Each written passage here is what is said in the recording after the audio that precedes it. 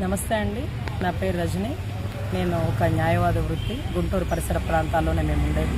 నిన్నటి రోజు ఫ్లెక్సీలో జరిగినటువంటి ఉదంతం ఏదైతే ఉందో చాలా ఆశ్చర్యం అనిపించింది. ఒక ఫ్లెక్సీ ఇన్ని గొడవలకి దారి తీస్తుందని ఫ్లెక్సీ చూడగానే అనుకున్నాను. అది రెచ్చగొట్టే ధోరణితో ఉంది. అసలు అయినా సిట్టు సిబిఐ కేసు ఇన్వెస్టిగేషన్ చేస్తుండగా పార్ట్ ఆఫ్ ద ఇన్వెస్టిగేషన్లో ఇతనే నేరగాడు అంటూ మీరు ఫ్లెక్సీలు పెడుతూ అలా చేయడం అనేది కరెక్ట్ కాదు. రెచ్చగొట్టే ధోరణితోనే చేశారు, కొట్టుకోవాలనే ధోరణితోనే చేశారు. అది ఒకచోట కాదు, రాష్ట్రం అంతా చేశారు. అది హేయమైన చర్య అంటూ వాళ్ళు చింపేస్తారని మీకు తెలుసు, వాళ్ళు చింపేస్తారని తెలుసు. అప్పుడు మీరు తిరగబడాలని అనుకుని జరిగినటువంటి చర్యలాగా అనిపించిందేమో, నాకైతే తెలియలేదు. సో ఎనీవే, నేనైతే చెప్తున్నాను, కర్రలు పట్టుకునే సాంప్రదాయం సాధారణ పౌరులకి లేదు. కర్రలు పట్టుకునేది కేవలం పోలీసు వారే, అది కూడా చట్టాన్ని చేతిలోకి తీసుకోవడానికి.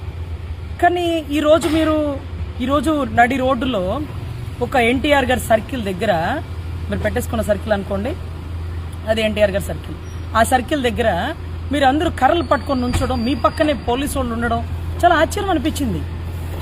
ఇమీడియట్గా పోలీసు వాళ్ళు ఎవరైతే ఉన్నారో వాళ్ళు ఆ కర్రలు మీ చేతి నుంచి తీసుకుని ఉండాల్సింది, కానీ తీసుకోలే. ఈరోజు కూడా నేను సిఐ గారిని అడిగింది అదే, ఏమంటే కర్రలు పట్టుకుని వాళ్ళు నుంచున్నారేంటి సార్, మీరు కదా రావాలా, మీరు రాకుండా వాళ్ళు నుంచోవడం అది ఎంతవరకు సాంప్రదాయం అంటే, లేదండి అంబటి రాంబాబు గారి కారులో కర్రలు ఉన్నాయంట అని వాళ్ళు గౌరవ సిఐ గారు నాకు చెప్తున్నమాట. వాళ్ళ కారులో కర్రలు ఉంటాయంటండి, అందుకని వీళ్ళు కూడా కర్రలు పట్టుకుని. సరే, వాళ్ళ కారులో కర్రలు ఉంటే మీరు కదా కర్రలు పట్టుకుని ఉంచోవాలా? లాండ్ ఆర్డర్ని వాళ్ళెవరు సార్ చట్టాన్ని చేతిలోకి తీసుకోవడానికి? వాళ్ళు కర్రలు పట్టుకుని ఉంచుంటే మీరు పక్కన సోద్యం చూస్తున్నారా? తప్పు కదా, చట్ట వ్యతిరేకం కదా. సో ఇది కరెక్ట్ కాదు సార్. ఇలాంటి కొత్త సాంప్రదాయాన్ని తెరలేపద్దు. ఒకరికొకళ్ళు కొట్టుకు చంపుకునే సాంప్రదాయం వద్దు.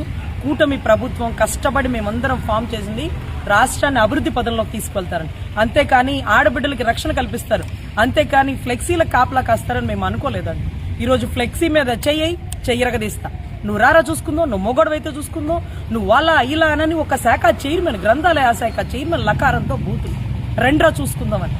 అరే, తప్పు చేస్తే మీరు చట్టరీత్యా చర్యలు తీసుకోండి. చిల్లీస్ నుంచి మీరు డైరెక్ట్గా నల్లపాడు పిఎస్కి తీసుకొచ్చి అరెస్ట్ చేసి ఉండొచ్చు. మీరు ఎందుకు ఊరంతా తిప్పుతున్నారు? అంటే ఇంట్లో పెట్టి ఇల్లంతా ముట్టడి చేసి తగలబెట్టి అప్పుడు మీరు అరెస్ట్ చేయాలా? అంటే అదేదో చెప్తాడు చూడండి, కిక్ సినిమాలో, ఊరికే పెళ్లి చేసుకుంటే కిక్ ఏముంది, చేసింగ్లు పికప్పింగ్లు ఉండాలని. సో అదే జరుగుతుందండి. ఎనీవే, కొత్త సాంప్రదాయానికి తెరలేపద్దు. కర్రలు పట్టుకునే వారి మీద చట్టరీత్యా చర్యలు తీసుకోవాలి. ఈ ఆస్తి నష్టాన్ని కలుగు చేసిన ప్రతి ఒక్కరి మీద చట్టరీత్యా చర్యలు తీసుకోవాలని కోరుతూ గౌరవ సీఏ గారికి అర్థిస్తుంది. ఆయన చెప్పారు, ఫ్లెక్సీలు పెట్టడం తీయడం మాది కాదండి, అది మున్సిపాలిటీ వాళ్ళు, వాళ్ళని అడగండి అన్నారు. అఫ్కోర్స్ వాళ్ళని కూడా అడుగుతాం.